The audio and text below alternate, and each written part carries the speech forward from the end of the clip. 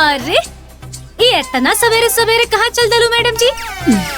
दिखात नहीं खे, नहाए जा रहल बानी। अच्छा बुझाता आबाई नींद में बाड़ू हनु, ऐसे तो के लौकत नहीं खे कि हम नहाए जात बानी। अरे नींद में हम ना मैडम, नींद में ता तू बाड़ू। अब चला हटा, हमार कपार पे सवार मत होखा, हमरा के नहाए के बाद देर होखता। नहाए तो पहले हम ही, और ज्यादा ना टाइम पास मत कर, बुझलू? चल हटा यहाँ से। त तू मैडम ना कान खोल के सुन ला, पहले हम आइल बानी त नहाए तो पहले हम ही, और अगर ढेर पटर पटर करबू ना तो अहिजा केहू झगड़ा छुड़ावे वाला भी नहीं खे। अच्छा तो धमकावत तारू? हाँ धमकावत आनी, का करबू? का करे? ऐसन ढंग से नहवाइब ना कि जिंदगी भर नहाइला भुला जाएगी। ढेर बोला मत, वरना साबुन और शैम्पू लगा के ऐसन मारेब ना कि जिंदगी भर नहाए के भूल जेबू। हाँ? अच्छा हाँ तो नहा के दिखाओ। देखा पहले नहाए तो हम ही। अरे हम कहता नहीं पहले हम नहाए, हम कहता है पहले हम नहाए। सुना बड़ हम बानी, पहले हम नहाए। छोटकी बड़ हम बानी, भले हम छोट बानी, उससे का भाई? पहले हम नहाए, पहले हम नहाए, पहले हम नहाए। दिखाता नहीं ना, पहले हम नहाए, पहले हम नहाए, पहले छोड़, पहले हम नहाए, हम नहाए, छोड़, पहले हम नहाए।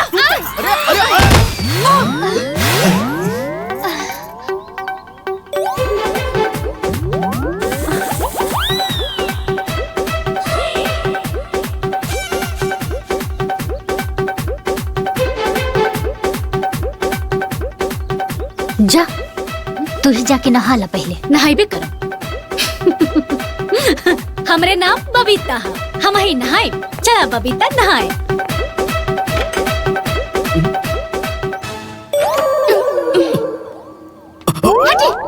एगो कम रहे कि दूधू को लेके आ गई बड़ी। हे भैया चला, छोड़ा जाता चला। काजी बड़ा बखान करत रहनी हा कि देखिया ऐसन चुन के पत्ता उतारब पूरा गांव ज्वार देखत रही। यह नमूना बतार पताओ के हैं? अरे हम तो ठीके ठूक ले आयल रहनी। हाँ। बाकी हमरा का मालूम के दिमाग से हल्लुक बाड़ी।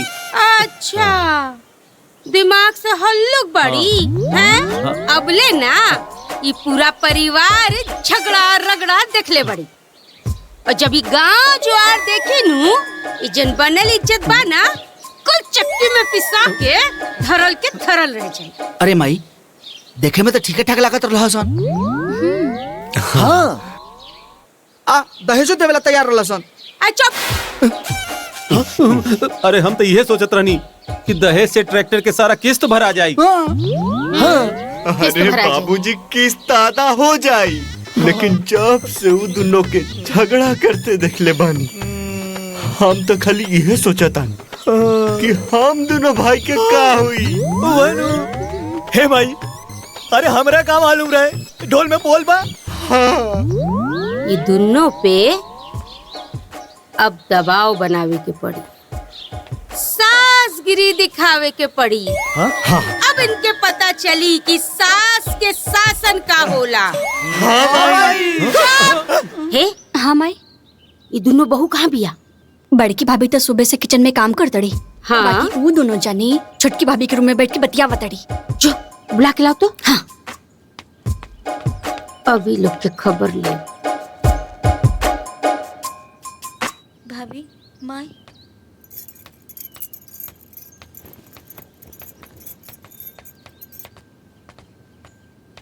का हो तू दोनों यह गुण सहूर सीख के आइल बड़ू है कि बड़की जेठानी किचन में काम करत बिया और तू दोनों बैठ के आराम फरमा रहल बाड़ू। ये ठीक बात बा? अरे निर्मला। जी माँ जी। ये दोनों के कुछो सिखाओ, ससुराल में कैसे रहल जाला ये कुल सिखाओ, न तो हमके सिखावे के पड़ी। जी माँ जी। अरे का जी माँ जी बोलत रहले? जो तोरा से कुछ ना हो, ये झाड़ू उठाओ और पूरा घर में झाड़ू लगाओ। अबले घर में झाड़ू नहीं खेलागल। जो जी।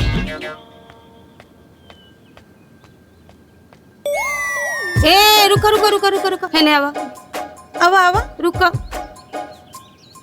तू दोनों कान खोल के एगो बात सुन ला हमार।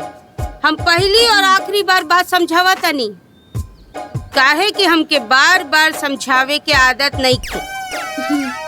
सास के बात मानब, सास के सेवा करब, घर परिवार के संभालब, ये है तू दोनों के पहला कर्तव्य बा। ठीक नु? ठीक? अब जाके किचन में काम करा और दोनों में से एक आदमी हाँ हमरे खातिर बढ़िया चाय बना के लिया है? ठीक बा अम्मा जी। एक आदमी।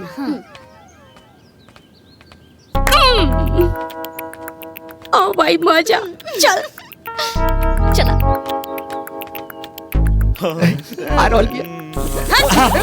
आई माई बैठी बैठी। सुनेला सब? एकदम लाइन पे ला देनी है, एकदम राइट टाइम। अरे माई ये तो कुछ भी को देले।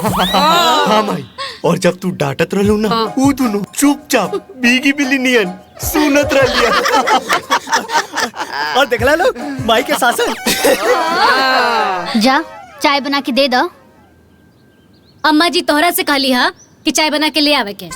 अरे तोहरा के ठीक से सुनाई नहीं खे देत का? अम्मा जी कहलिए केहू एक जना चाय बना के दे दा, त जाके दे दा। केहू एक जना में ना, हम ना एक जना में तू बड़, त तू जाके चाय बना के दे आव। अरे वो एक जना मतलब तू, त तू जाके चाय बना के दे दा। तू जाके चाय बना के दे आवा, बुझलू? छोटकी हर बात पे बहस करल जरूरी बा का? हाँ अरे जब कहा तानी की चाय बना के दे दा त जाके दे दा ना। हम कहा तनी हमरा के ढेर डांटल मत कर, चाय बना के तू ले जाके दे आवा, हम ना जाई। ना मनबू हमार हाँ, बात ना जाई। अरे त ई रहल चीनी, हाँ त ई रहल चाय पत्ती, ई रहल चायदान, हाँ ई रहल दूध। अब चाय बना के तू ले जेबू, हम ना। चाय हम ना, चाय बनैबू तू ही। चाय त तू बनेबू, तू बनैबू, तू बनेबू। हम कहा तानी ना तू बनैबू। हम कहा तनी हम ना बनाई। अब देखिए लोग कैसे गरम गरम चाय आवत है हमरे लिए। ना मनबू हमार बात। हम ना। अरे हम छोटकी हम ना बनाई। अरे हम खतरे ना बनाई करू, हम ना छोटकी ना बनाई। अरे तानी ना झगड़ा मत लोग, चाय हम बनाते। ना दीदी, चाय अगर केहू बनाई त छुटकी बनाई। बिल्कुल मत बोली रहुआ बीच में। दीदी रवा बीच में मत बोली। अरे बस करा लोग, हम डिब्बा उठा ले तानी, काम बढ़ा दे लो हमर। छुटकी चाय तू चाय ना बनाई। हम कहा तानी ना चाय ना बनाई। हम कहा तानी हम ना बनाई। हम ना बनाई। छुटकी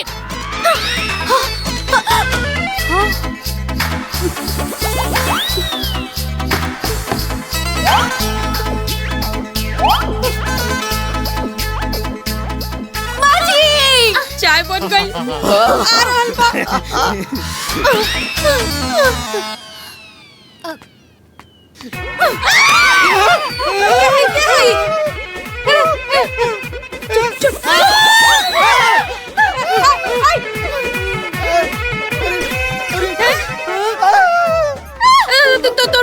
तोर मेहरारू हम राहुल बड़ पुतो। ए पगली चुप चुप।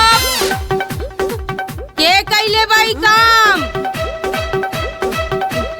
समधे जी प्रणाम। अरे अरे अरे प्रणाम। अचानक समधी जी, घर में सब ठीक बा? हाँ हाँ सब ठीक बा। वो कहा कि कविता बबिता खातिर साड़ी ले आल लनी है। अच्छा अच्छा आई चली। चली। तू जो जाके नहा धो। भैया समधन जी प्रणाम। नमस्कार समधी जी, खुश बड़ा रहो, सही समय पे आयल बानी। प्रणाम बाबूजी। समधे जी ये सब का? अरे हम बतावत तनी ना, आई अपने आंखें से देख लिया। आई आई आई आई हमरे संग आई आई आई आई। चप्पल उतार दी। आई हो दादा। आई समझी जी आई। जाई, हम त समझा समझा के थक गइल बानी। अब रहुआ आ गइल बानी, रहुए अपन दोनों बिटिया के समझाई। अरे जब देखा चूहा बिल्ली जैसन लड़त रहे। अब जाई रोए समझाई।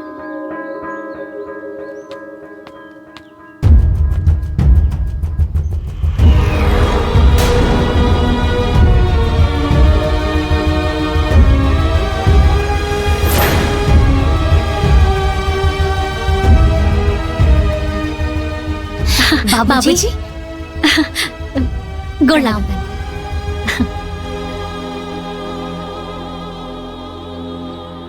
करवा दे लोग ना हमार बेइज्जती।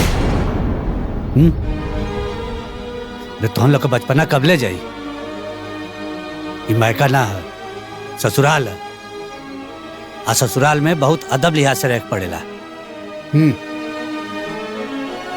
हम जाते हैं। दोबारा शिकायत का मौका ना मिलक चाहिए। जी बाबूजी।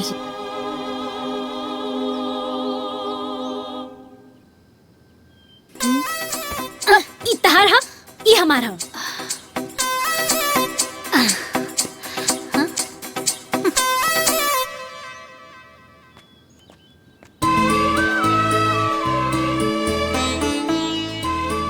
समधन जी, हम चलत तानी। प्रणाम। प्रणाम बाबूजी।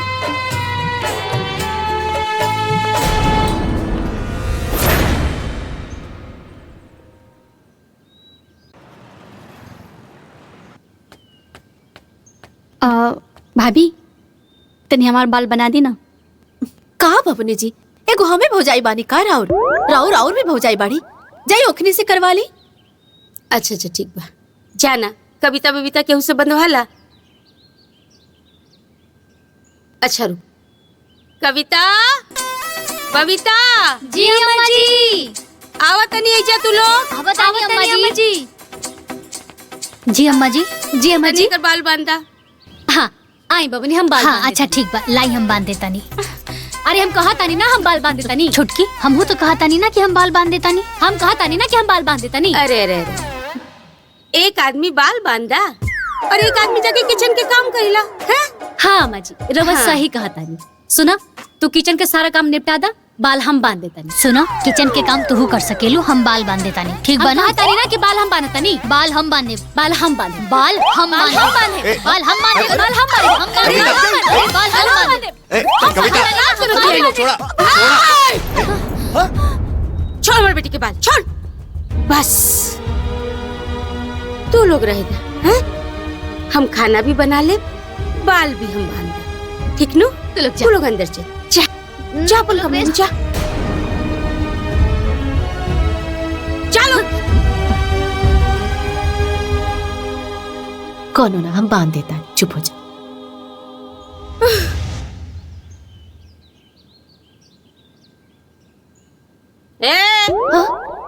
हाथ में जोर नहीं थे हैं? खा लेते एगो थरिया, जोर से दबाओ। राहुल शासन ना खाली हमरे पर चलेला, ओखनी पे ना। देखे नी ना, दिन भर झगड़ा करत रहेली सन, अपन मनमाने करेली सन, तब तक रुआ कुछो न कहेनी। प्रिया, हाँ माई। जाके सलेशवा और रत्नेश्वा के बुला के लाओ। हाँ दबा ना, बुलाइले बानी नू।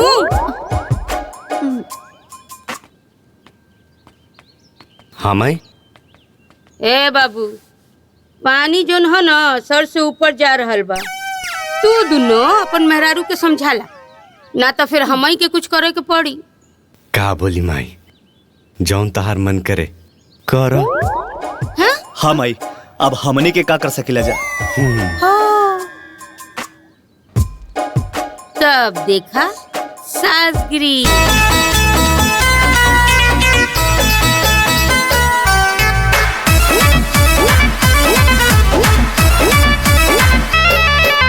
अंगूरी पे पूरा घर के नचाए, बदल नहीं केहू के डाले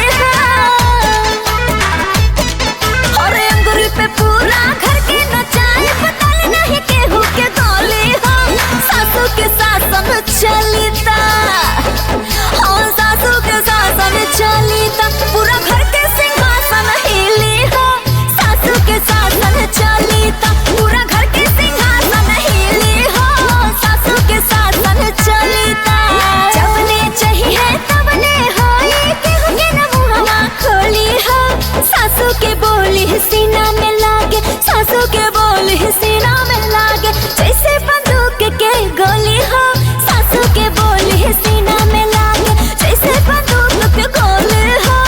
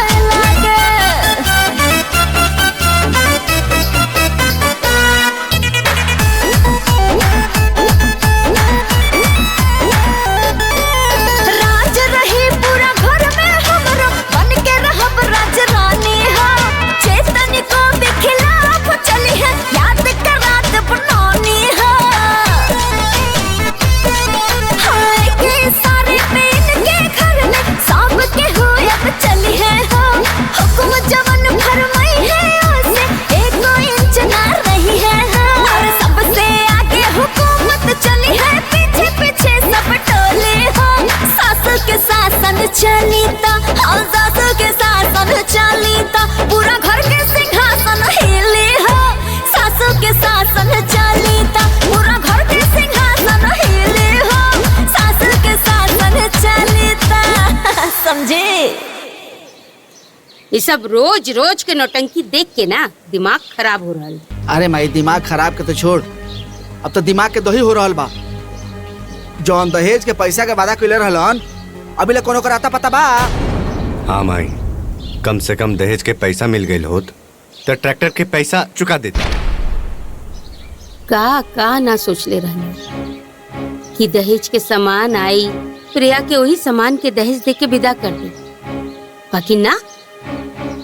अरे रत्नेश्वर, हाँ? जाके अपन मेहरारू से बात कर कि दहेज के सामान कब ले आई। हे माई, अभी सब बात करे बदे हम ना जाओ। हाँ? जाके तो ही लोग बात करा। हाय देखी केहू बातें ना करी तो कुछ हुक्मो ना करी। उफ, बाप रे बाप, कितना गर्मी लगता। आह,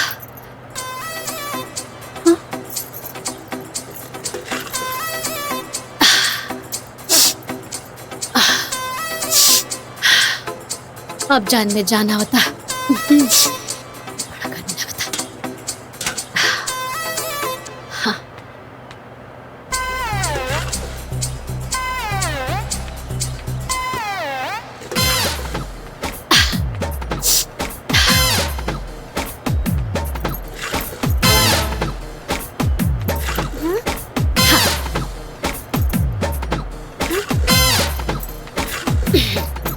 हे, ई का हो रहल बा?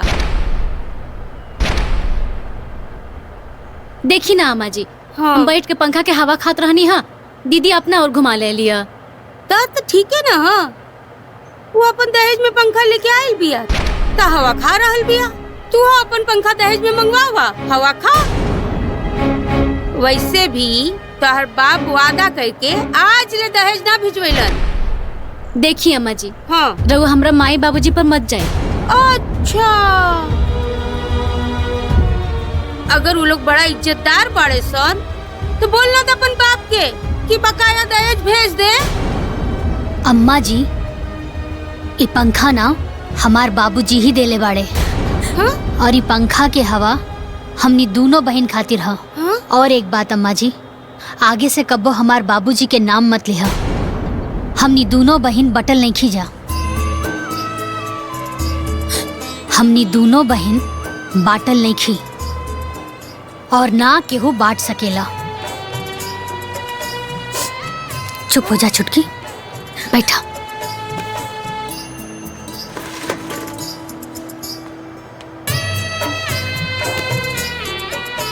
अरे बाप रे बाप, अजय सुना तानी, कहाँ बड़ा सब लोग? अरे का आओ भाई हो, लोग। का भाई? हाय देखा दोनों के अभाई से हमसे जवान लड़ावे लगली सन है। अभाई से हमरा के पटीदारी समझतिया। अरे पहले तो दोनों बहन आपस में लड़त रहली हैं, अब अरे ये दोनों ना एक के थरिया के चट्टी बट्टी बाड़ी सन। अरे इनकर बस चले तो हमर बाल उखाड़ के मुंह नोचे लगी इंसान। हाँ, ये पतो लेके आई लड़ी चुन के दिमाग खराब कइले बड़ी। घर में जब से आइल बड़ी आगे लगा के रख ले बड़ी। जो मन में आवता तोन करत है।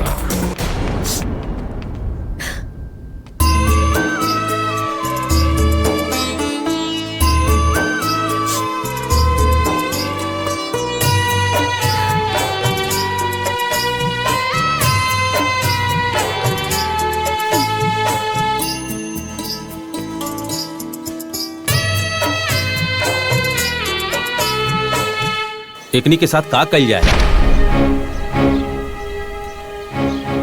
ये दोनों के मैं के भेज दा। हाँ, ओसे का हुई माई, बस इतने ना कि कुछ दिन खातिर घर में नाटक बंद हो जाए। कुछ दिन खातिर ना, हमेशा खातिर। अरे हमेशा खातिर? अरे ओसे पूरा गांव समाज में हमनी के बदनामी होगी। हमनी के ना होगी, उनन के होगी। वो कैसे? जब कोनो शादीशुदा बेटी मायके में जाके बैठ जाले तब लड़का वाला के जवाब देवे के ना पड़ेला। लड़के वाला के ढेर जवाब देवे के पड़ेला और गांव समाज के लोग लज्जा करके दहेज देवे के पड़ी और जब दहेज दे दी तो विदा करा के ले आइब जा बस। हाँ सही कहा तड़ी माई। ऐसे सांपों मर जाई और लाठी भी ना टूटी। तब का माइन माइन माई प्रणाम माई। अरे खुशी रहा हमार रानी बिटिया लो। कैसन बाड़ू? हमनी की तो ठीक बानी माई, रउआ कैसन बानी? माई के फोन जेकर दूधू को बेटी एक ही दिन घर से विदा हो जाए भला होकर माई कैसे रह सकेले? वैसे तू लोग के खुश देख के ना हम बहुत खुश बानी। ए बेटा छोटकी कहाँ बिया? अरे एहजा बिया, ली बात करी ला। हेलो। हाँ प्रणाम माई। खुश रह। का हो तू तो बेटियन के भुलाइए गईलू। हमरा पता रहे सबसे पहले तोरी ये शिकायत रही ते अभी तक सुधर लेना। अरे तो बेटी के कर हई तो हार हई ना, तो तोरा से शिकायत ना करब केकरा से करब? पता बा अपना माई से ज्यादा अपना बाबूजी के बाड़ू। ए बेटा। हाँ माई। समधिन जी कहाँ बाड़ी? तनी बात कराओ ता। अच्छा लाइने पर रहा, बात कराओ तनी। वहाँ के बहरिया बैठल बानी। हाँ। अब अम्मा जी माई के फोन है, रवा से बात करे के कहा था। हाँ दादा लाओ। हेलो। प्रणाम समधिन जी। प्रणाम। और सब मंगल बानू? अरे हाँ रवा सब के आशीर्वाद से ना सब कुशल मंगल बा। बोली समधिन जी वो का बात बना? एगो बात कहे के रहे रउआ से। रउआ ना तनी बेटिन सबके विदा कर देती, बड़े देखे के मन करता। हाँ तो ठीक है नु बा, तो एक जन के कि दोनों के? समधिन जी रउआ जौन उचित समझी वैसे दोनों को भेज देती तो बहुत ही अच्छा रही। अरे हम मजाक करत रहनिया। आप एगो काम करी, समधी जी के कहीं कि आके लिया जाए। ठीक बा। प्रणाम समधिन जी। हाँ प्रणाम। का शैलेश रत्नेश का करी? भेज दी दोनों के?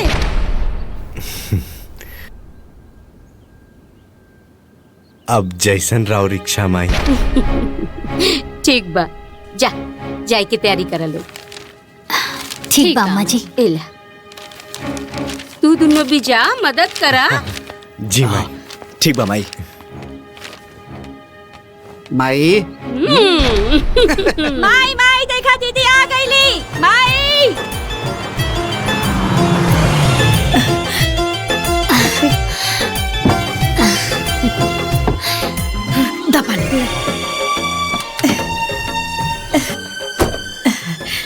बड़ा खुशी हो रहा बा। नगीना ला एकरा के पेड़ में डाल दे। माई गोड़ लगा। ठीक बाड़ू न? हम बढ़िया बनी, तू कैसन बाड़ू? हाँ वो ठीक बानी। प्रणाम माई। अरे खुश और रह। भौजी कैसन बाड़ू? एकदम बढ़िया। कैसन बाड़ू माई? बढ़िया बानी। हाँ अरे कब बिटिया? हाँ? अरे कैसे बाड़ू तू लोग? अरे ससुराल में कोनो दिक्कत परेशानी नहीं खेलू? अरे ना भैया कौनो दिक्कत और कौनो परेशानी नहीं के। हाँ भैया दिक्कत और परेशानी होई तो तारा के बतावल जाई ना। अरे ब्याह तो तू ही करवले हुआ ना। हाँ मेहमान थोड़ी है। बबी लोग चाय पी ली लोग। हाँ ली। अरे हे यारो ली दे। माई। अरे हम भी अब चाय। ला लो। हाँ दे। हाँ और बबनी लोग कैसन बा ससुरा के हाल समाचार? सब बढ़िया बा भौजी, तू अपन सुना। हाँ। अरे हम एकदम बढ़िया बानी। घर के बिटिया अगर ससुरा में खुश होखे तो हर माई बाबूजी खातिर कितना खुशी के बात होखेला। पियल लोग चाय कैसन बनल बा हमरा हाथ के चाय बताओ तो तनी। अरे भौजी ये तो हमनी के बहुत याद आवत रहा। हमरा के तो देसी मुर्गा के खुशबू आवत है। एकदम ठीक कहा तरुए नगीना। अपना बेटी सबके खुश देख के ना हमार करेजा जुड़ा गई। अरे हमरा तो बड़ी डर लागत रहल ह कहीं ब्याह के बाद ई सब ससुराल में जाके लड़े ना लागसन। अरे भौजी थोड़ा सरक गई। लागता ससुरा के लोग बड़ा याद करता। तू हूँ ना भौजी। तो याद ना करी का, हमनी के बहने ऐसन बानी जा। और लागता सुधर गइल बा लोग। हरि प्रसाद, ए हरि प्रसाद। ये बा माई। के आइल बा? अरे किशोरी बाबू आए बैठी चाय पानी की स्कूल के जरूरत नहीं खे। अरे लड़की के बियाह भइल साल भर हो गए और अभी ले तू पैसा लौटावे के नाम नहीं खेलेत पड़ा। किशोरी भाई, हम बहुत दिक्कत में बानी, हमार मजबूरी समझे, हम आपका एक एक पैसा चुका दे। अरे तो तू हमार मजबूरी समझे के कोशिश करा। एगो बात ध्यान से सुन ला हरि प्रसाद, इज्जत से हमार पैसा लौटा दा और नहीं तो ठीक ना होखी, बुझला? ठीक बा।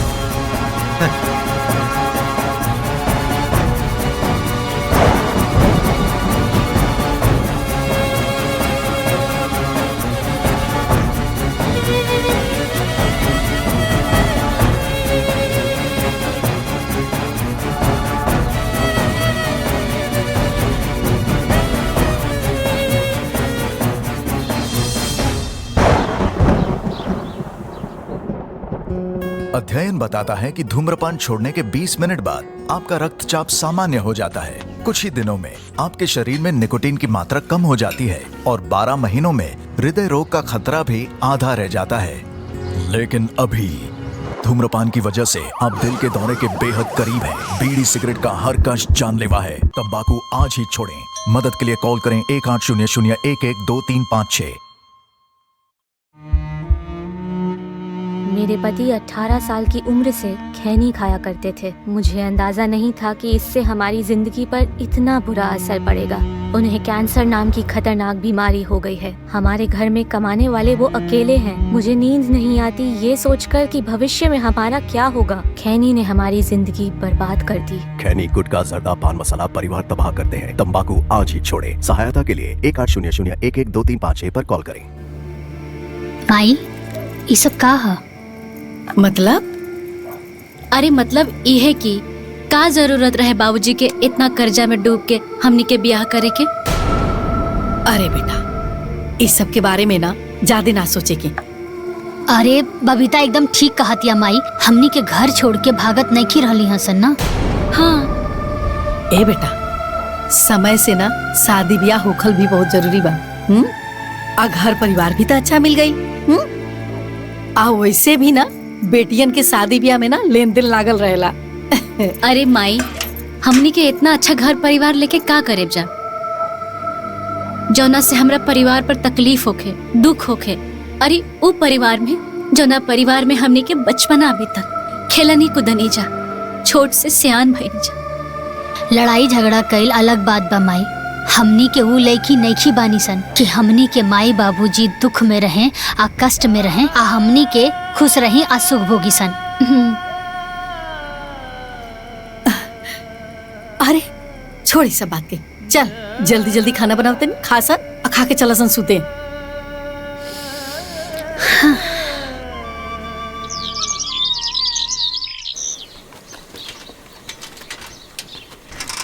अरे बाबूजी। हाँ बेटा। केने जाता नी? बेटा वो मुरली के घरे और जाता नहीं। लाई गमछा दी, इतना गंदा गमछा लेके गाँव में जाइब। हाँ लाई धो। हाँ, बाबूजी के तो कुछ को ध्यान ना रहेला। दी ला दीदी, इल धो दो। गोलू, जा अंदर से बाबूजी के दोसर गमछा लिया के दे दा। नमस्ते। काहो हरि प्रसाद, जौन टाइम देले रहला ओहो के 5 महीना बेसी हो गई, दुकान पे भी ना आवेला। पैसा देवे के मन ना बा का? ऐसा बात ना अनिल भैया, वो कहा कि दुकानी पे हमारे लाजन ना आवतनी के का जवाब दे। आप चिंता मत करें, आपका सारा पैसा चुका दे। 1 महीना के अंदर हमारा पैसा दे दा, नहीं तो जान ला हमरा के कौनो गलत कदम उठावे के पड़ी।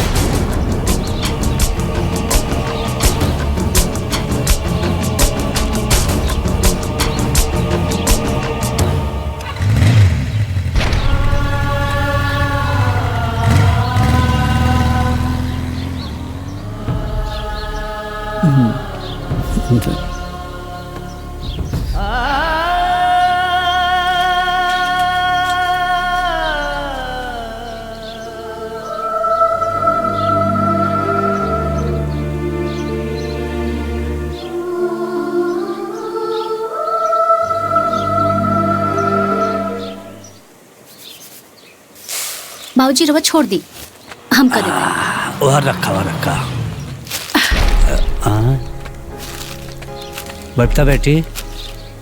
बबीता बेटी हाँ बाबूजी। तू लोग अंदर जा।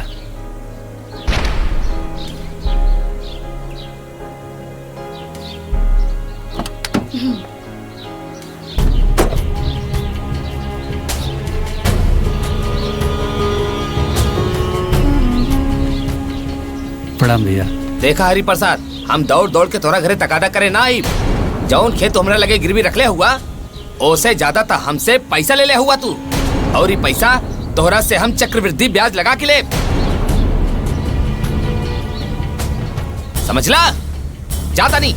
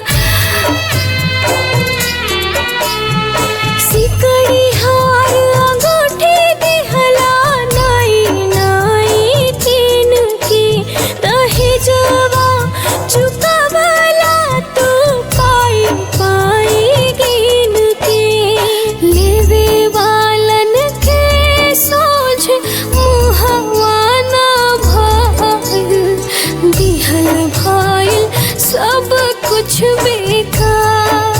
ए बाबूजी दिहल भइल सब कुछ बेकार। ए हो भगवान सब कुछ दिहाई दुनिया में, बेटी जन्म दिहा ना करता। ए बाबूजी बेटी जन्म दिहा ना करता।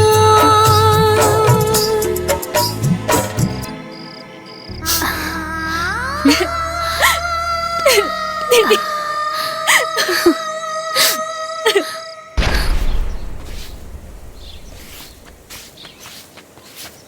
हमरा तो पहले से ही पता रहे बहिन हाँ, ई कांड ना सही बबलुआ बात है। के बा।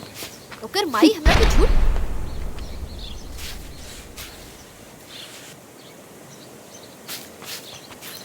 का ए बबुनी नैहा के सब धन खाइए के जेबू लोग का। अरे भौजी, जब तक माई बाबूजी बाड़े तब तक खा लेवे दा। पता ना तुहा लोग के राज में खाहू के मिले की नहीं। आई देखा और का भौजी, अगर तहरा जैसन भौजी रही ना त अनाज खाए के त दूर, तू लोग ना हमनी के हाल चाल भी ना लेबू। जा तू लोग बहुत बड़का ज्ञानी बाड़ू लोग, गोड़ लागतानी। हमनियों के भी गोड़ लागतानी। चलो लोग हो। हाँ चल। अरे ढेर मत मटका, आराम से जाए भौजी। ठीक कालू, ऐसे ही मटकत रहेली। अरे मजाके में ही सही, लेकिन नगीना तो एकदम साचे कह लिया। आज हूँ मजाक कैली, कल गांव के लोग यही सब सोचे लगी तो का होई। बात तो सही है कद बाड़ू, केकर केकर जवाब देहल विचार करे वाली बात बा। अब कविता बबिता के ससुराल वाले भी विदाई ना करा होता ना, कुछ समझ में नहीं आवत। रहो एकदम सही कहा दानी, हमरो कुछ अच्छा नहीं के लागत। ये सब जब से आइल बड़ी सन, ओ जैसे ना के हुई सबसे मिले आइल बा और ना के हुई के फोन आइल बा। एक काम करी ना, रहुए तनी उन लोग के फोन लगाई समदिन जी के, तनी हाल चाल ली। ठीक कथा।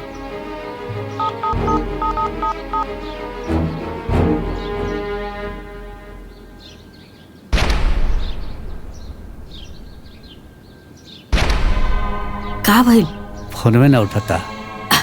अरे इन्हें उन्हें फोन होई, एक बार तनी और लगा के देखी।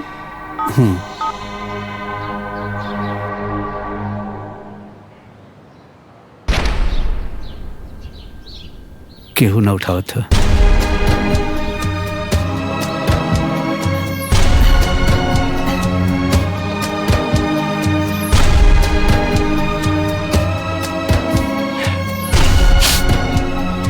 कविता, ए बबीता, तनी हेने वालो आवा।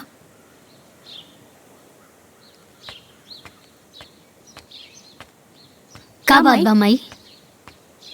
तो हम लोग के ससुराल से केहू के फोन आइल है? ना माई, अभी ले केहू के फोन तो नहीं खे आइल। बबीता, हाँ तारा दामाद जी से बात होत भइल है? आ कोनो हालचाल? ना माई, एक दो बार फोन कैले रहनी है, लेकिन केहू उठावल है ना। दोबारा करी का? अरे कुछ ना, ए सुनो ना, एक बार ना तू दोनों जानी दामाद जी से बात होत करला। ठीक बा। हाल चाल लेला।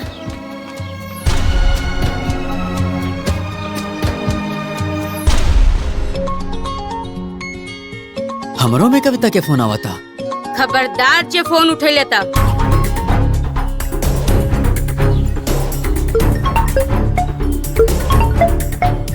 तोरा पे केकर फोन आ? माई बबीता के फोन आवा था। फोन मत उठाइए। माई फोन नहीं उठावत केहू। एक बार और लगा। हाँ लगा।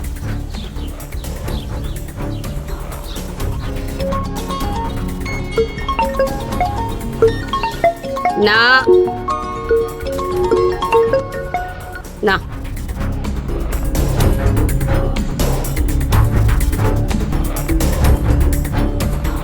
केहू फोन नहीं के उठावत। हाँ माई, हमरो क्यों फोन नहीं उठावत? अच्छा जायदा, चलो लोग, तू लोग अपन अपन काम करा, ठीक बा? जा चल।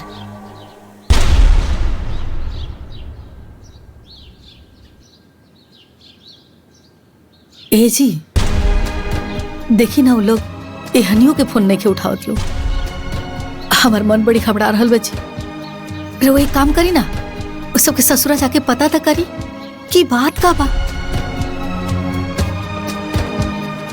बात का बा दहेज के पूरा पैसा दा और अपन बेटियन के रहे सहे के सहूर सिखावा। समझे जी, हम दहेज का कुल पैसा दे दे। आज सुने हमारे बेटियन की तरफ से कोनो शिकायत ना मिली। अरे ये सब तो हम बहुत दिन से सुन रहल बानी। अब विदाई तब्बे होई जब दहेज की पूरा पैसा मिली। जब दहेज देवे के औकात ना रहे तो काहे बिया करई नहीं हा? अरे हमार तो किस्मते फूट गई। न पतो मिलल सही ढंग के, ना दहेज के पैसा। अभी विदाई तब्बे होई जब पैसा मिली। समझे जी, ऐसा मत कर, और हाथ जोड़ता नहीं। हमरे लेकिन के जिंदगी खराब हो जाए। हम कहीं मुंह दिखावे लाख ना रहे। ए समधन जी, हमारे लड़की कभी नहीं आ रही हैं सर। उनका असली घर ससुरारे होला ना। ई बात जोन है ना, पहले सोचे के चाहिए रहे समझी। बुझाइल? जब दहेज देवे के औकात नहीं खे तो बिया काहे करा लेला? ए समझी जी, हमारे दोनों बेटी के तारा सुने के मिली। हाँ, हम भीख मांगा तने अपने दोनों बेटी का विदा करा ली। समझी जी,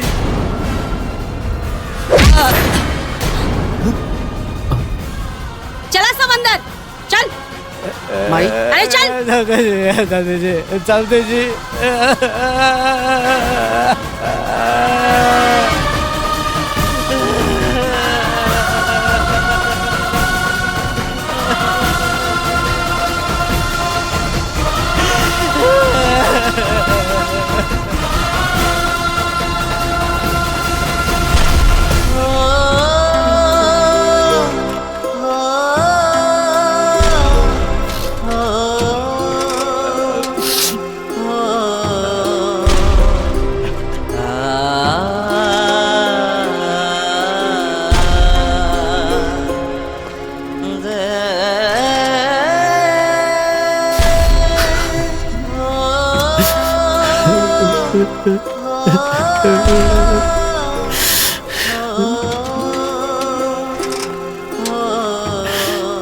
ई बात जोन है ना, पहले सोचे के चाहिए रहे समझी।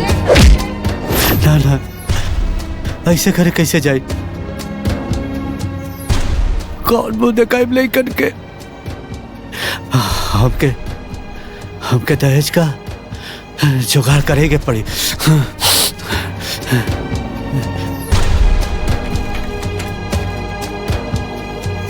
अनिल भैया, जितना जेवर हमरे कविता बिटिया के देले रहा है, उतने जेवर हमारे बबता बिटिया के दे दा। धीरे धीरे कुल पैसा हम चुका दे। हम तो सोचनी कि जौन सामान ले गइल बाड़ा ओकर पैसा तू देवे आइल बाड़ा। जौन ले गइला ओकर पैसा आज तक देवे ना कइला, दोबारा फिर लेवे चलैला। चला उठा, चला निकला यहाँ से। खैरात के बटत बा का यहाँ पे? अरे हरि प्रसाद, तू यहाँ कैसे? भैया, हमके पैसा का सख्त जरूरत है। हमरे बेटियन के जिंदगी का सवाल है। भैया एक बार हमें मदद कर दी भैया, एक बार भैया। पैसा पेड़ पे थोड़े ही लगल बानी कि जब चाहे तब उठा के चले बा। जवान खेत तू हमरा के गिरवी रख ले हुआ, उसे 4 गुना तू पैसा ले हुआ हमरा से। खेत भुला जा यहाँ से, हटा। जब मन करे तब चल यहाँ पैसा लेवे। उठा जल्दी यहाँ से, हटा। जब मन करे तब चल यहाँ पैसा लेवे।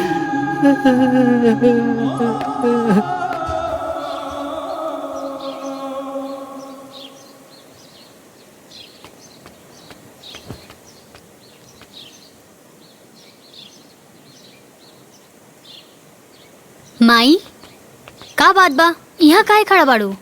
का बात बा? काहे परेशान लगत तारू? कुछ बात बा का? अरे देखा सना, तोहनी के बाबूजी तोहनी के ससुराल गइल बने और अभी तक ना आइलन। उनकरे ही राह देखा तनी। अरे माई, में घबराए के कौन बात बा? आ जाइए ना। ला, बाबूजी के जोहत रहलू हो, अब बाबूजी आ गेलन। हाँ,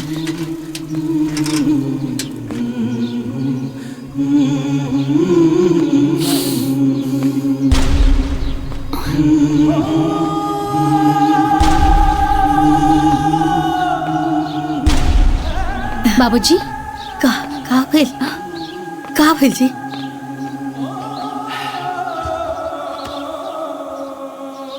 कहा भैल जी कुछ कहल है लोग हाँ हाँ कह रहा कि कुछ दिन में विदाई करा ले। तो कोनो दिन बार तारीख तो बतैले हुई लोग। कह रहा कि 2-4 दिन में अच्छा दिन देख के विदाई करा ले।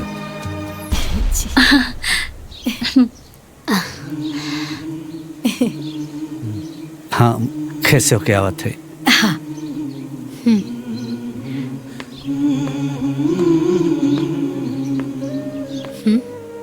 चल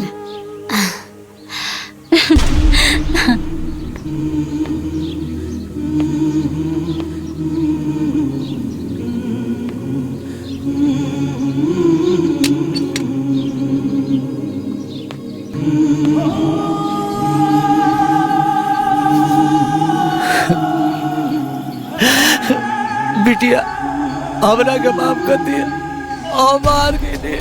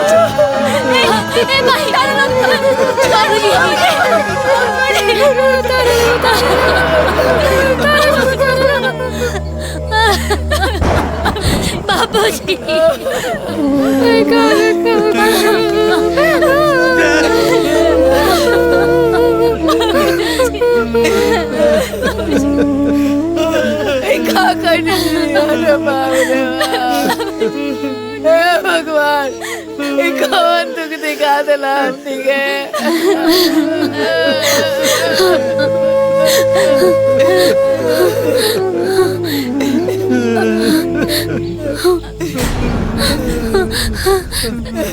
बिटिया हमरा के माफ कर दिया। हम हार गए लेकिन हमरा के पता बा कि हमार बेटी कबो हार ना माने। बिटिया हम जवन ना कर पाए वो हमार बेटी बहुत अच्छे से कर सके ने। और हमरा के इहो पता बा कि घर के जवन इज्जत मान मर्यादा बा ओकरा के जरूर वापस ले आइबो।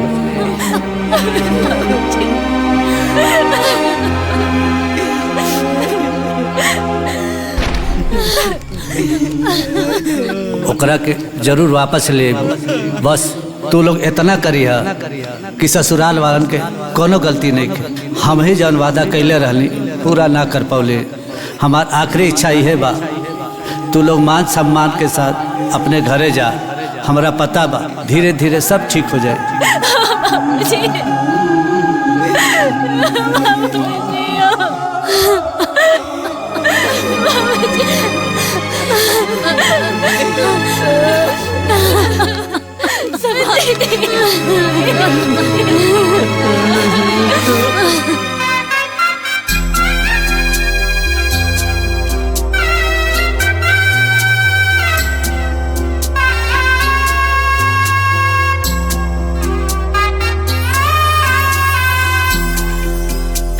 कोने बाने उड़ के परइलानु कहवा गइला रे बाबू।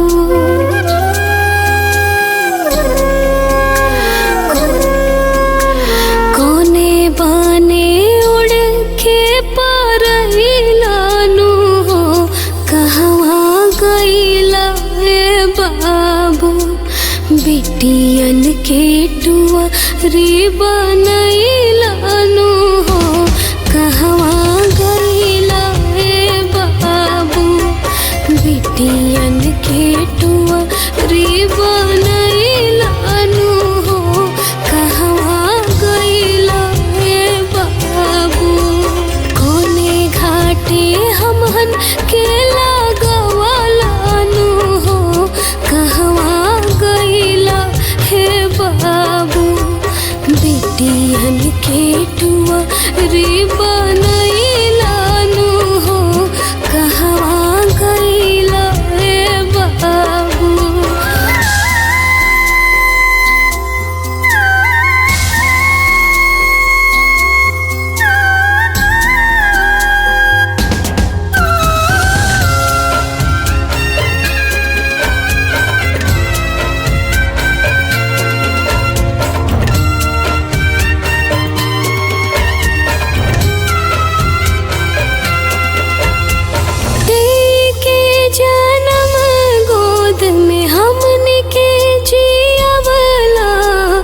जीवन की सारी खुशी हमने पे लूटवला। शादी जोगे भइनी त बढ़ल फिक्रिया। घर बार खोजला झकला कई गो दुआरिया। बचपन से खूबे दुलारवालानु हो कहवा गइला रे बाबू। बिटियन के टुअरी बनैलानु हो कहवा गइला रे बाबू। बिटियन के टुअरी बनैलानु हो कहवा गइला हे बाबू।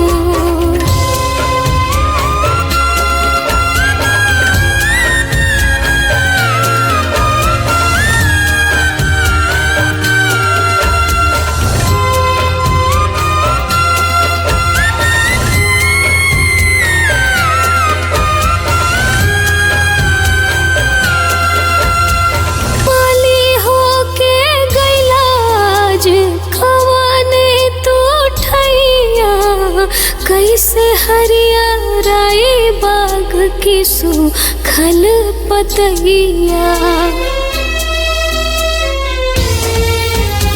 तू ही तो रहला एगो जिए के सहारावा। जिंदगी में घेर लहलस सगा रोनहरावा। बेसहारा हम नीके कहलानु हो कहवा गईला हे बाबू बिटियन के टुआ रे बनैलानु हो कहवा गईला हे बाबू बिटियन के टुआ रे बनैलानु हो कहवा गईला हे बाबू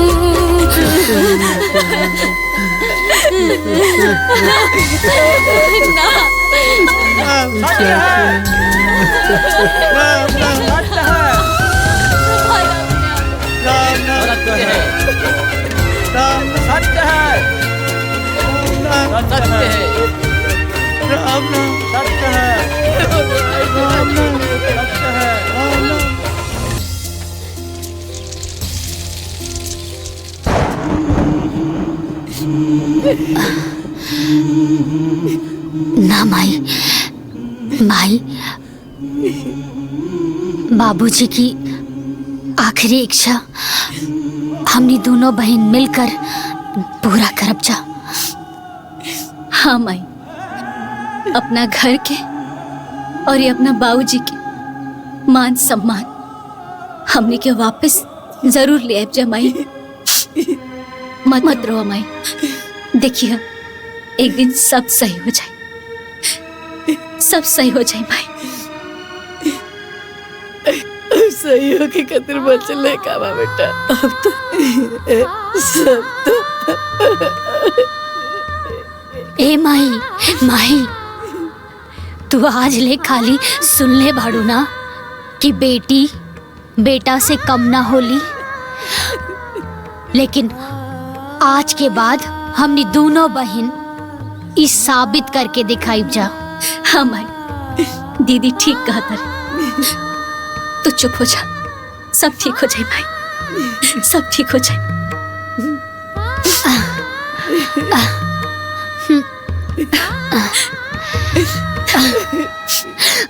मैनेजर साहिबा, हमनी के 10 लाख के लोन चाहिए। अच्छा मिल तो जाई, लेकिन तोहनी के लोन काहेला चाहिए? ओ बिजनेस खातिर। हाँ मैनेजर साहिबा, अब लोन के पैसा से हमनी के डेयरी फार्म खोलल चाहता नहीं जा। अच्छा अच्छा, हाँ बहुत अच्छा बात बा। लोन तो मिल जाई, लेकिन बैंक के कुछ फॉर्मेलिटी बा, वो आप लोग के पूरा करे के पड़ी। अब हमनी के पूरा कर दे अब जा। जी वैसे मैनेजर साहिबा, कितना समय लागी पैसा मिले में? बस वही बैंक के नियम के अनुसार कुछ जांच पड़ताल हुई, ओकरे बाद जौन टाइम लागे फिर लोन मिल जाई। अच्छा ठीक बा मैनेजर ठीक साहिबा। बा मैनेजर साहिबा, नमस्ते। बहुत बहुत नमस्ते। धन्यवाद।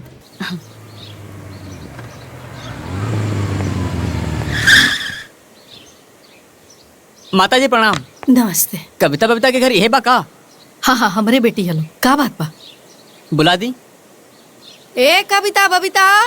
हाँ माई। अरे बाहर आवलो, केहू आइल बा। आवतानी माई। आवतारी लो।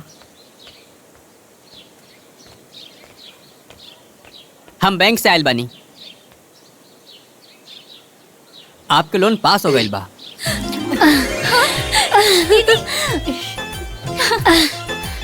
ई लिही सेंसर लेटर।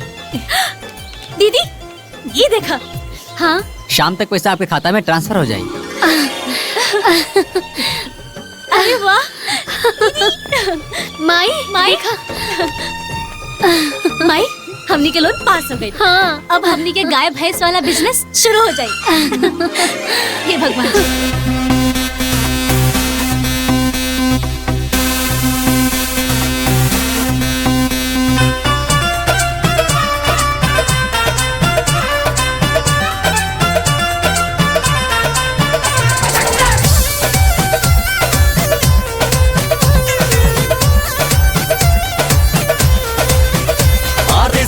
के संचार हऊ तुहरा में दम बा, हौसला तुहार केहू से तनिको ना कम बा।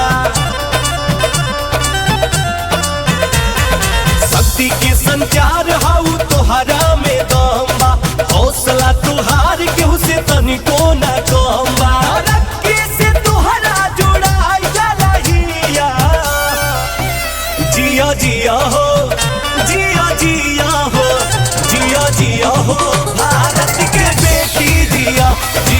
जिया हो बिहार के बेटी जिया जिया जिया हो यूपी के बेटी जिया जिया जिया हो भारत के बेटी जिया।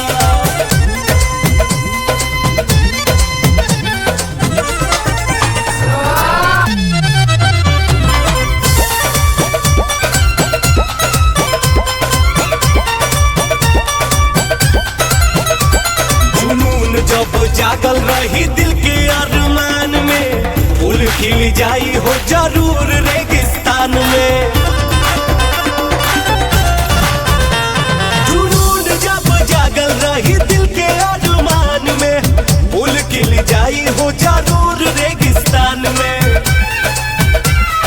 वैसन फल उपजी हो जैसन बड़ी बिया जिया जिया हो जिया जिया हो जिया जिया हो भारत के बेटी जिया जिया जिया हो बिहार के बेटी जिया जिया जिया हो यूपी के बेटी जिया जिया जिया हो भारत के बेटी जिया।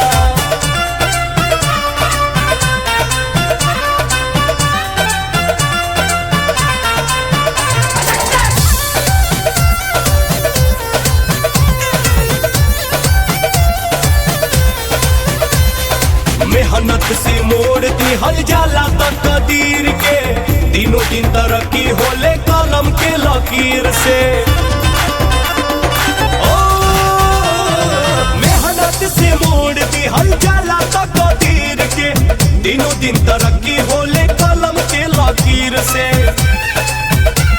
परिश्रम के रास्ता ना छोड़ दिया जिया जिया हो जिया जिया हो जिया जिया हो भारत के बेटी जिया जिया जिया हो बिहार के बेटी जिया जिया जिया हो यूपी के बेटी जिया जिया जिया हो भारत के बेटी जिया।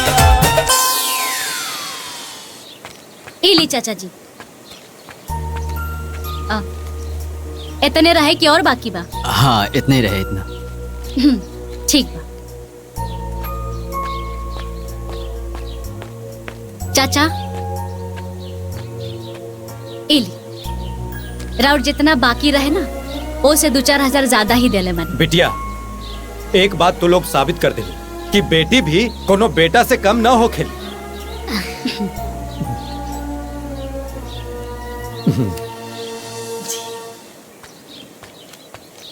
चाचा रउआ तो बाबूजी से चक्रवर्ती ब्याज लेवे वाला रहनी ना, तब बताई ना चक्रवर्ती ब्याज के साथ कितना भइल? अरे बिटिया काहे भिगा के जूता मारा तारू।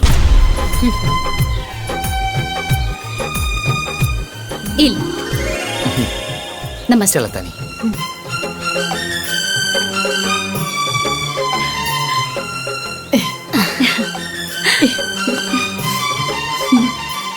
भाई जी प्रीति बिटिया देखा सुंदर बाड़ी सुशील बाड़ी हमारा तो बहुत पसंद बाड़ी। हमारा तरफ से रवा हाँ समझी बस। का बात बा बबनी जी, टमाटर जैसा लाल हो गई नी शर्म से। बाबूजी वो बैंक वाला अमित बाबू आवत रहन।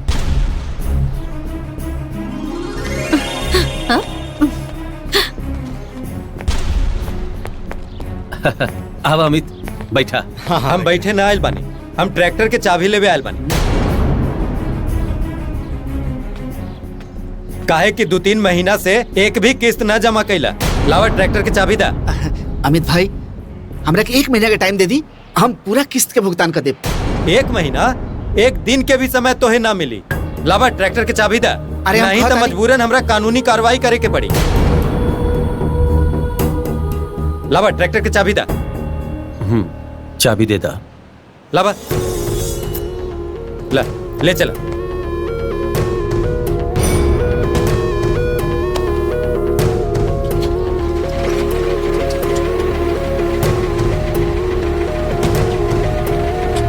चल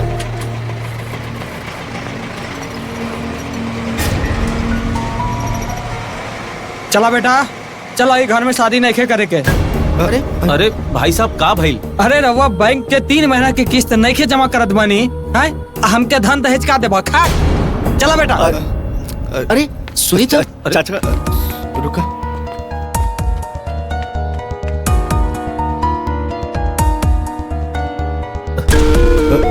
जी बाबूजी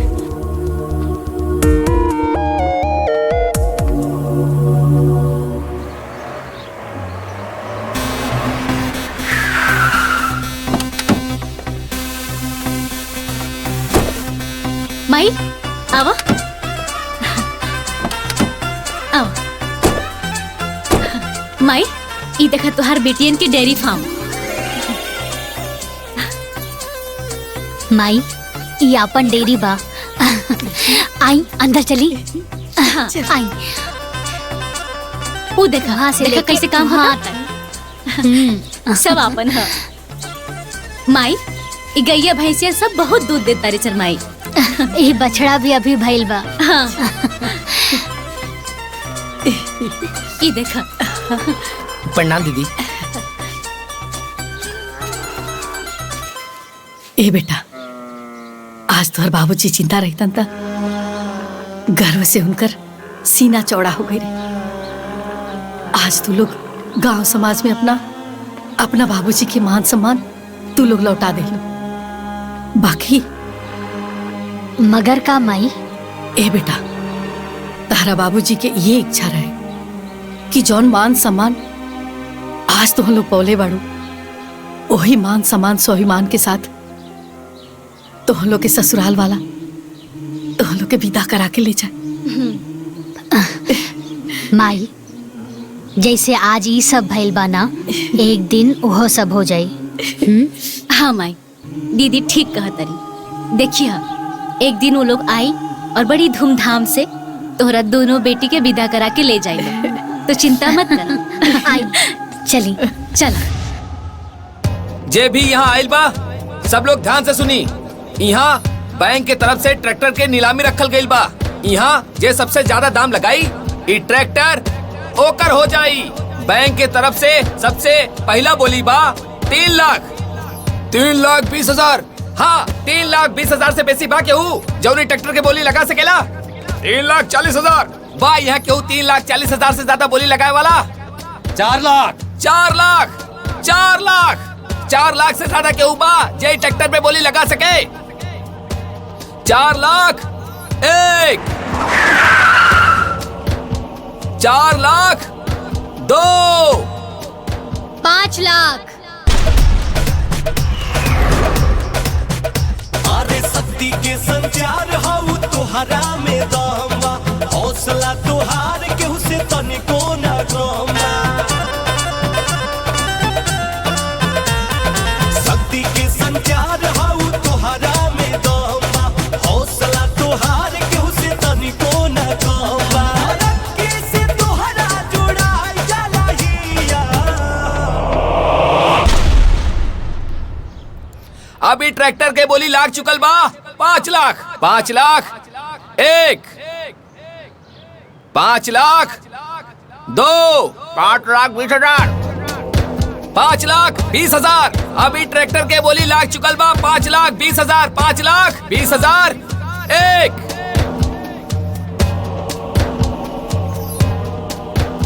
5,20,000 2 पूरा 6 लाख।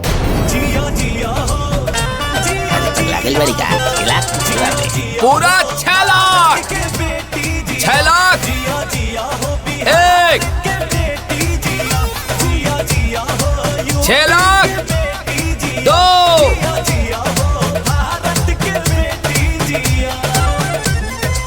6 लाख 3। अभी ट्रैक्टर ई मैडम लोग के भाई। जुनून जब जागल रही दिल के अरमान में, फूल खिल जाई हो जरूर रेगिस्तान में। जुनून जब जागल रही दिल के अरमान में, फूल खिल जाई हो जरूर मैडम साइन करिए। पता ना हमरे घर में केकर नजर लाग गई, बनल बनावल काम भी बिगड़ जात बा। तू सही कहत बाड़ू उमेश के माई।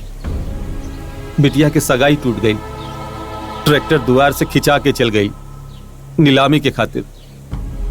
अब तो गांव समाज में मुंह दिखावे के काबिल न रहनी। बाबूजी, जौन गांव समाज में झूठ साँच बोल के मान सम्मान बनावल रहे, अब तो ओकरो पर पानी फेरल चल जाता। भैया जॉन होए के रहल हो गई, अब सोचे से का फायदा।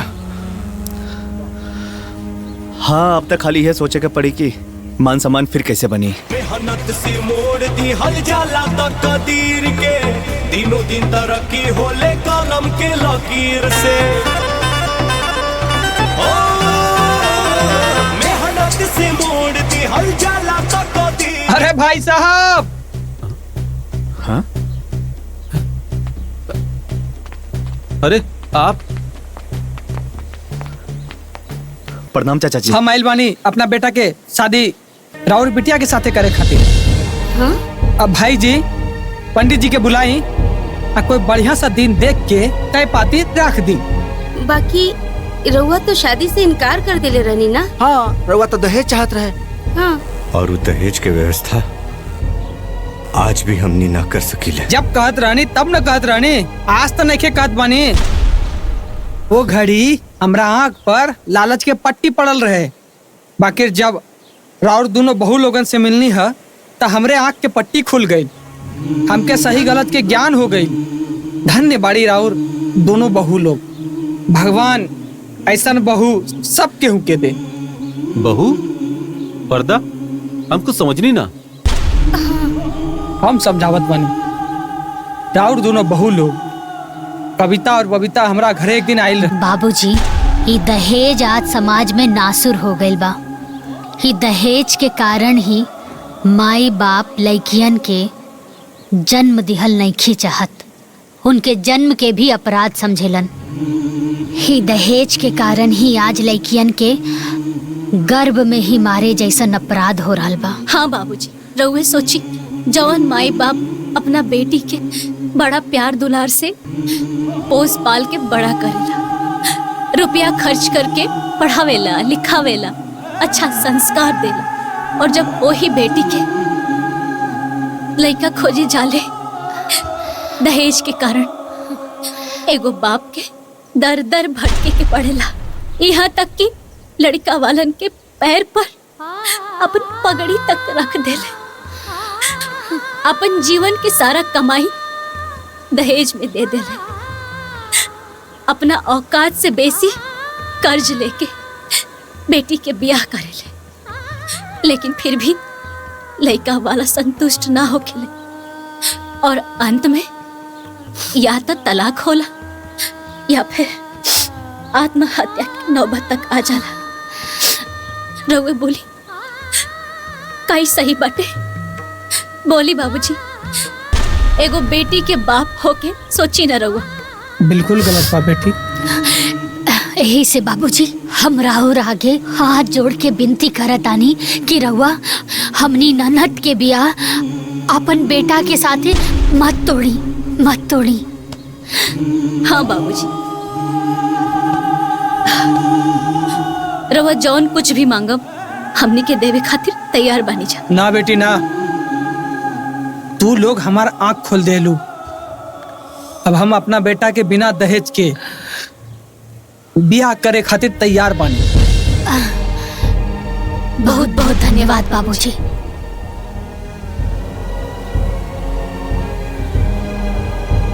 हमरा से अनजाने में जौन गलती भइल रहे ओकरा बदे हमरा के क्षमा कर दी। हम अपना बेटा के शादी राउर बिटिया से करे खातिर तैयार बानी। मेहनत से मोड़ दी हल जाला तक कदीर के। रवा लोग जाई तैयारी करी, हम हो चलत बानी। प्रणाम जी, प्रणाम प्रणाम।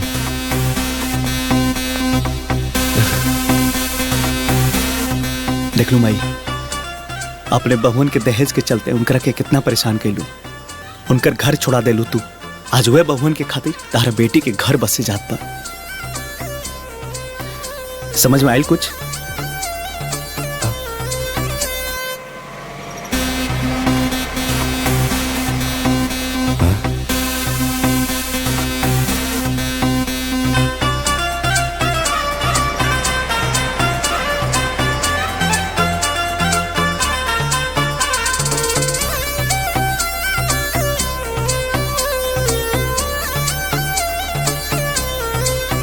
ये ट्रैक्टर तो बैंक वाला खींच के ले गए रहे, लेकिन ये सब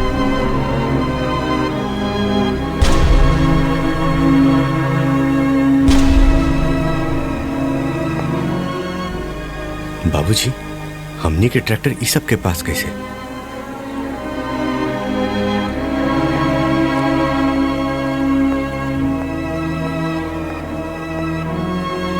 दे दो।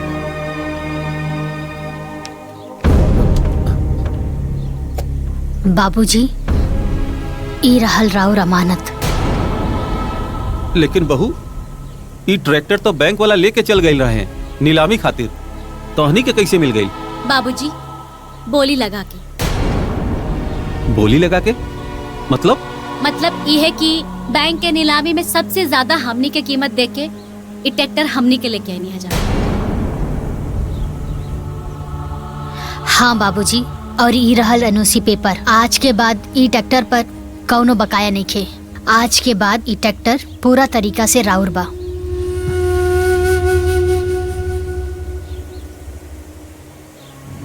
बहुत बढ़िया कैलू बहू, ई ट्रैक्टर छुड़ा के तू हमार मान सम्मान बचा ले लू, न तक गांव समाज में बड़ा बदनामी होखत। कैसे ना छोड़ाई दीजा बाबूजी, यह ट्रैक्टर के किस्त भरे खातिर तो हमार बाबूजी के जान चल गई और और मान सम्मान भी जात रहे। तब फिर ये ट्रैक्टर कैसे ना छोड़ाई दीजा। आज से ये ट्रैक्टर राउर भाई। दीदी चल। हाँ बाबूजी,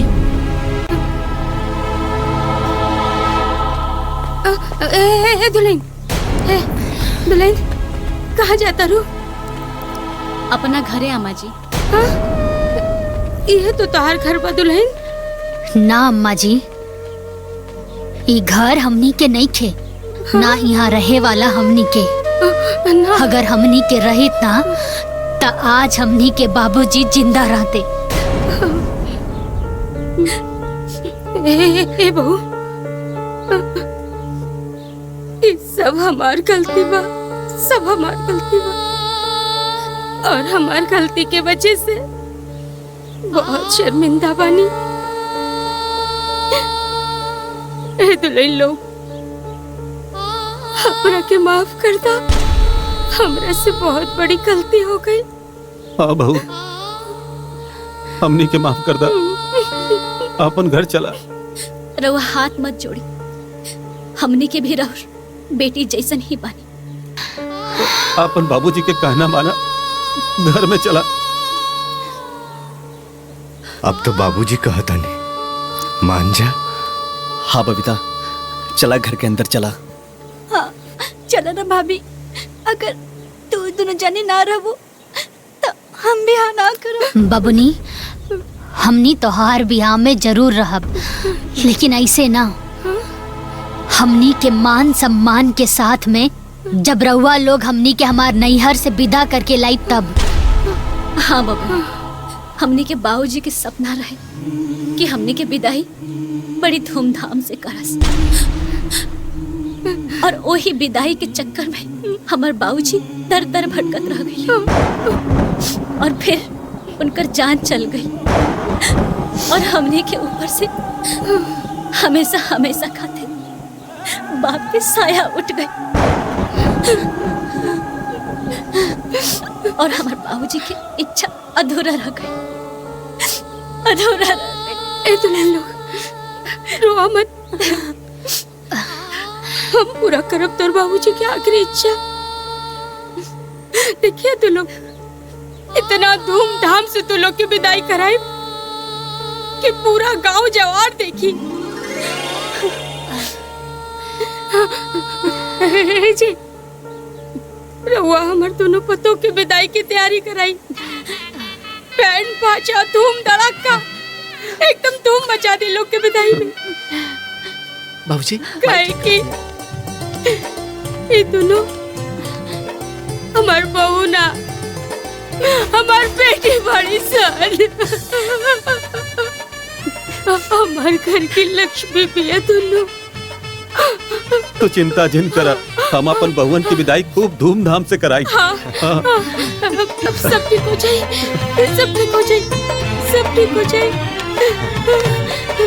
जाके जनकपुर के धाम आज अवध से नाम श्री राम आइले। जाके जनकपुर के धाम आज अवध से नाम श्री राम आइले। घूंघट में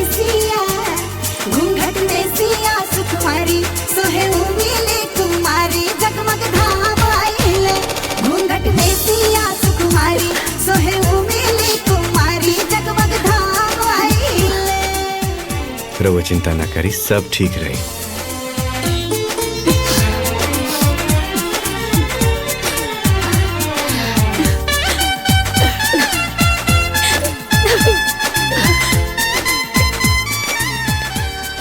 आपन ध्यान रखिए माई। वधु से दुई गोबर ठीक है, चलो शोभे। फिर। दुई वधु से दुई गोबर शोभे। राम लक्ष्मण के जोड़ी सुघर सहे। राम लक्ष्मण के जोड़ी सुघर सहे। आज मिथिला में जनक जी के घर सहे। राम लक्ष्मण के जोड़ी सुघर सहे। राम लक्ष्मण के माई, जोड़ी हम तोरा से कहले रही नु कि तोरा बेटी के विदाई मान सम्मान के साथ होई। देखो आज उ लोग हमने के मान सम्मान के साथ लेके जाता लोग। अब तो खुश बाड़ू नु। सगुन के बेरा लेला दुल्हा दुल्हन लेला तू पग फेरा। चल एक दूसरे के दिल में भइल बाबता देखा बसेरा हो। लेला दुल्हा दुल्हन लेला तू पग फेरा हो। आजू मिथिला में जनक जी के घर सोहे। राम लक्ष्मण के जोड़ी सुघर सहे। राम लक्ष्मण के जोड़ी सुघर सहे।